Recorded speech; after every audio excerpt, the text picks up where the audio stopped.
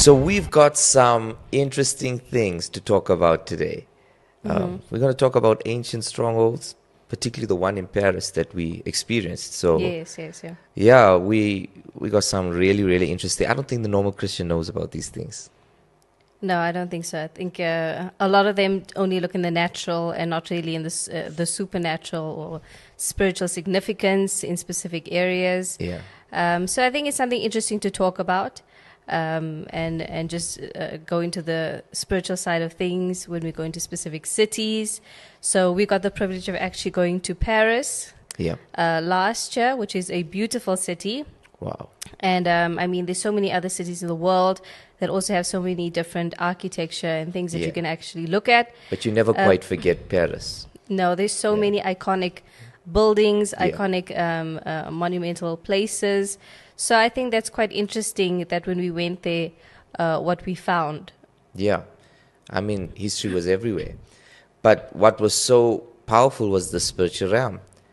And we didn't realize it at the time, but only now, No, yeah. as time is progressing, we realize, hey, there was something spiritual to where we went and what we experienced. Yes, yeah. You know, sometimes when you're walking in your city or you're walking in your school or in your job or whatever, you never take to consideration the stronghold in the region. Yes. And that it affects your way of thinking, it affects the way you're feeling, it affects your emotions, your well-being. And many people or Christians don't understand this, that those things can affect your faith if you are not aware of it. Yes, You might yes. just think it's you. Yes. Yeah. Well, that's what strongholds are. Yeah. So a stronghold is a demonic force that is actually holding a specific region. And that's when you see like people being influenced by specific things in specific regions. And, some regions are so drug infested and you don't know why. Yeah. There's a stronghold in those regions. Some regions are so driven by sexual activity, Yeah. prostitution, lust, and whatnot. And those cities, you're not sure why is it that way. And that's because there is a stronghold, a demonic stronghold in that city that is influencing that entire region to think that way. Yeah. And what's so strange is when the cities that we go to and when we travel in different cities in South Africa as well as abroad, there's always evidence of the stronghold. And one of the factors that you can see very clearly are the monuments. Yes. You know, we realized in Paris that every monument is not placed there for just No expressing, reason. expressing art, or they are strategically placed there because the spiritual realm is being activated, Yes. and or it is a sign that, listen, this specific demonic activity has authority in this region. And so I think that's what we experienced when we went to Paris, and we didn't realize it at the time. Yeah. So as a Christian, you have to take notice of these things, and you can let us know in the comments, how has a stronghold been affecting you? Can you identify the stronghold in your community, In your city. in your city? And what do you think is the stronghold affecting it? The Bible says in 2 Corinthians 10, verse 3 to 5, it says, "For though we walk in the flesh, we do not war according to the flesh.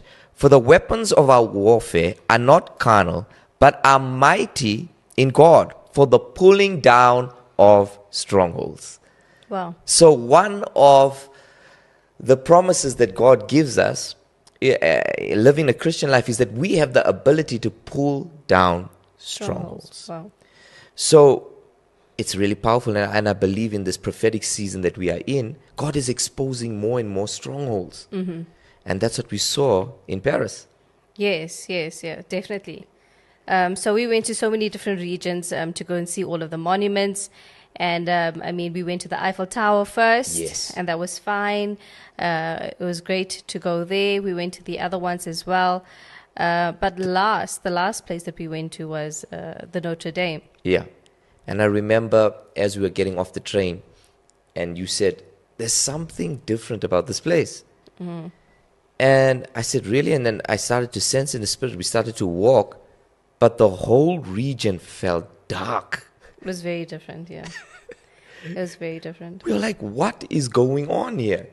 And at first you don't see the Notre-Dame because obviously they had that construction going on because it had Yes. burnt down. Yes. And so we kept on walking, and the the walls and everything were covering it, and we crossed the bridge. And immediately when we crossed the bridge, we got to the front of it and realized, wow, here's the Notre-Dame, yeah, it is, right yeah. here. But compared to the Basilica, compared to the Eiffel Tower, compared to every other monument that we went to go and see, and museum, Yes, yes, yeah. we already knew by the Spirit that something was different about this region. Definitely. And I don't believe it was a coincidence, Yeah. because now we just saw the reopening of the Notre-Dame, Yes, yeah. and I believe God was highlighting it. Yeah, well, we didn't know God was highlighting it at the time. Yeah.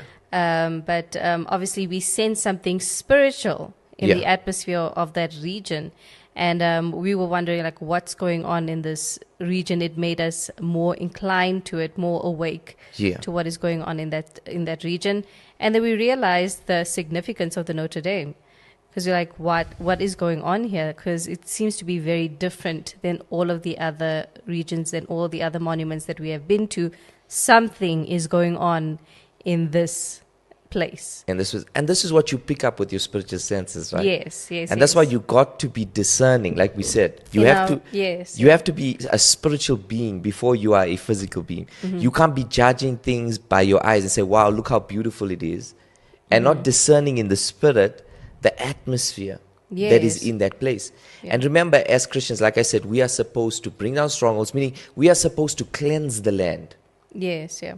And I believe that's why God gives you the gift of discernment to know what demonic principalities and spirits are governing these regions. Yeah. So that the Christian can pray against it and free the people. Yeah, come on. So, I mean, that was really significant to go there and to see it, even from the outside, even though it was closed. Yes. At the time, there was already something going on there. So that made us wonder what's going to happen there. I mean, what does God have planned for that region? Yes. What does God have planned for that specific cathedral and church? What is God about to do there? So I think that's why it quite highlighted that to us. Definitely it was highlighted in the prophetic that God was trying to tell us, listen, I want you to pay attention to this church. And so as we continued, we left Paris and we continued, and then we saw the reopening. Currently, Donald Trump was at it as well. Yes. A whole lot of celebrities were at this opening. I think Pharrell Williams did a whole intro and With the choir. And everything. But yeah, what was it was important was it was a prophetic statement. Definitely. Of the year that we just were in right now. So I know there was a word that you gave, because previously that church was even, I think the timeline of it burning down was even prophetic in its time. Yes, it was, yes. Because it was a symbol, of the old church dying. Well, yeah, because we actually said that 2023 was a year of death. Yeah.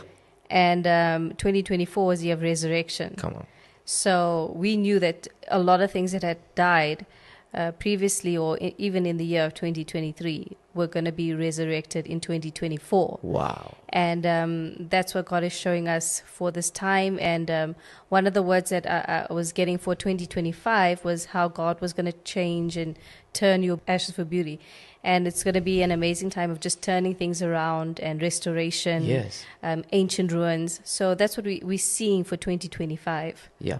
And then one of the common themes of the reopening was that statement of what you just said, beauty for ashes. Yes, yeah. God is giving you beauty for ashes. So it's God speaking through current events, speaking. But also 5784 was the year of the open door. 2024, the year of the open door. And now we see that as we're ending it, as they were reopening the church, the priest did something very prophetic. I don't know if you've seen it on video, but we're going to play it now for you and you can have a look at it. But the priest did something really, really incredible. Watch this.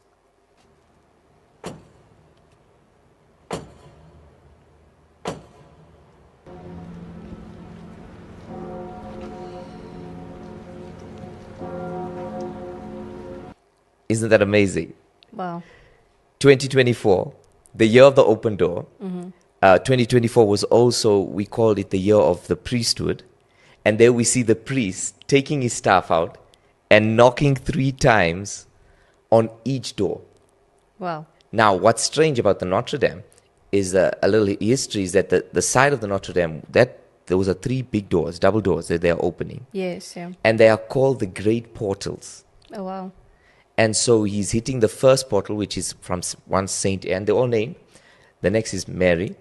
And the next is, or I might be mistaken, but the next is the last days, or the last Okay. judgment. Yes. Oh, really? Wow. Yes. So he's knocking on all 3, 1, 2, 3, 1, 2, 3, 1, and they are opening, Wow. which is a prophetic statement that the door has been closed. Yeah. And now in 2024, the door is opening. And the priesthood is being set in the church. Yes, yeah. So I really believe it's a prophetic sign. Double doors are opening for people. Yes, yeah. Things are changing. And so there's something about doors opening in this season. And they are prophetic signs. I was telling you even earlier about how the Pope said that this Christmas he's going to be opening 5 portals Oh, really? that have never been opened. Now, when the people heard portals, In the Notre-Dame. not in the Notre-Dame, somewhere else, different regions. Okay. He's opening 5 portals, yeah. And in these 5 portals are doors that haven't been opened for centuries of specific churches, Wow. including the last door being a prison door. Wow. So this thing about 2024 being the year of the open door, as we get to the end of it, December 25, marking the next year, the Yes. doors are being opened. So there's a lot of things prophetically that are going on. It's just crazy. It's very spiritual. It's very spiritual. I don't think that we realized how spiritual and significant it is. Yeah. I don't think we realized what God is about to do in those regions. And if He's going to be opening those portals in those regions, what kind of shift are we going to see Wow. in that city? I mean, I know we went there, and the people in that region are not very spiritual. No, they're not. Yeah. They are not very. I don't know how much of France is actually Christian. You couldn't see many people that were actually Christian that were there. They all go about their own lives, and they're more self-consumed and, on their way to whatever they are doing. But you don't really sense the church being, I don't know, significant or strong in the region. And I think that with this awakening that is going to happen with all of these things and spiritual significance that's going on in that city, we're definitely going to see an awakening in France. It's amazing. That's really going to awaken a lot of people that have been spiritually dead. Yeah. And I think that Christ is really going to be seen and heard a lot more in those regions. Wow. So I mean, it was so amazing to actually go to the museum and see the paintings of all of the, all of the major artists of that time. To see the beautiful, beautiful artists that we saw, and the artwork of Christ. Come on. And I remember you had an encounter Yeah. of the Jesus in the blue and red. Yes, I did. And that was, I think it's so significant of also the Renaissance that's going to come to France. To France and practically to the whole world, which is Yeah. actually happening right now. Yeah, that was crazy, because that was the second encounter that I had of Christ. But it was weird. It was very weird. And it's only recently I realized that was the Notre-Dame. When Yes, we spoke about it, I that's what you're said saying, in the yeah. dream I didn't know what that was. But it was symbolizing something that was about to come, a move of God that was about to come. And I remember outside of the church was just dirty. All over. There were pigs and otters and mud. And Yes, we were yeah. driving in a minivan or whatever. And I stood and in this vision, I stopped and I looked into the church. And as I looked into the church, I saw the priests, same one like you just saw in the video with the big hats and Yes, yeah. walking in a line, yes, Into the church. in the church. And when they turned the corner, all of a sudden there was Jesus. Wow. But this Jesus was wearing red and blue. Wow. And I looked at him, and then he disappeared. And Yeah. I started to scream in the vision, "There's Jesus, Yeah. Because we're so used to seeing Jesus in white. in white." And you would only think of Jesus in white. So also when you said it, we're like, where have we ever seen Jesus in blue and And red? we we've didn't never seen understand it until we went No. to France, Yeah. and we in the Louvre walking, and we go to see the beautiful painting of Mona Lisa, Yes, yeah. And it's there, and we're like, wow, the whole world going crazy for And it was a tiny, yeah. this Tiny this picture. tiny, yeah. Yeah. And then on our way out, we turned, And this huge and there's a painting. huge painting opposite, Mm-hmm. and there's the red and blue Jesus Yeah. It's a sitting massive painting. at the like it was the wedding of Cana. It's a Yes. painting depicting Yeah. with all celebrities all around him, Of that time, yes. and that was the Jesus of the arts, the Jesus of the Wow. entertainment industry. Wow. So I really believe there's a renaissance coming to music, Wow. to entertainment. Mm-hmm. And so when we see the church that was on fire and now it's coming back again, Yeah. the Christians are going to start to lead those fortes again. That's why there's so much exposure. Definitely, yeah. That's why artists are getting exposed, pastors are getting exposed, because God is bringing holiness back into his church and then back into the arts. Wow. So it's totally incredible. It's the best time we're living in. Yes. And I think that's how we're actually going to overthrow strongholds in regions. I mean, if that's what Come we're talking on. about right now. So I think that's definitely something that we have to take and to have an idea of what God is doing in every city and region, is to identify the stronghold and how we're going to take that down. You know, it's so powerful when you said that, because I thought of Jericho. And I said that God didn't take a stronghold. If you have to think of a Bible, it's a stronghold is this walls, fortified place. Mm-hmm. And God said, listen, go to Jericho. And I don't want you to preach about Jericho. I don't want you to pray in tongues. I want you to walk around quietly 7 times. And then I want you to make a noise with the instruments Yes. and the musicians. Mm. It was not about spears and guns. And so it means that the sound of God right now Mm-hmm. is powerful. Yes, And it's pulling definitely. down strongholds. Definitely, yes. The sound of God in this season. Yes. The arts are going to pull down strongholds. Wow. Amazing. Amazing. So I hope you enjoyed it with us today. And we just want to encourage you, to let you know that God is about to do something, and we are living in the best time ever. Pray you guys enjoyed it. Amen.